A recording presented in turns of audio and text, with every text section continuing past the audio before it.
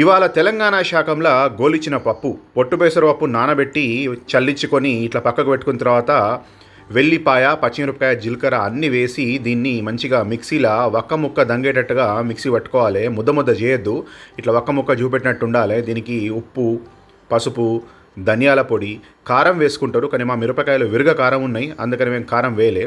కారం వేస్తే గోలిచిన పప్పు కొద్దిగా రంగు కొంచెం కాఫీ కలర్లోకి వస్తుంది. దీనికి ఇనుప ముక్కుడు శ్రేష్టం. మా ఇంట్లో ఇనుప ముక్కుడు ఉన్నది కాబట్టి దాని మంచిగా కళ్యమాకు, ఎండుమిరపకాయలు, జీలకర్ర వేసి ఈ ముద్దని నిదానంగా జారవిడియాలి, లేకపోతే చిల్తుంది. సో నిదానంగా జారవిడిచి ఇట్లా మంచిగా అన్ని దిక్కులా కలిసేటట్టు కలుపుకొని దాన్ని మూత పెట్టాలి, మళ్ళీ తీయాలి. ఇట్లా ఒక 2-3 సార్లు చేస్తే అది లోపల ఉడికినట్టు అవుతుంది, పొడి పొడి అవుతుంది. దీని పేరే గోలిచిన పప్పు.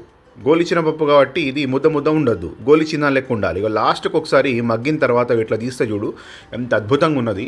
దీనికి మంచిగా వేడివేడి అన్నంలా నెయ్యి వేసుకొని చారు కలుపుకుంటే అద్భుతంగా ఉంటుంది.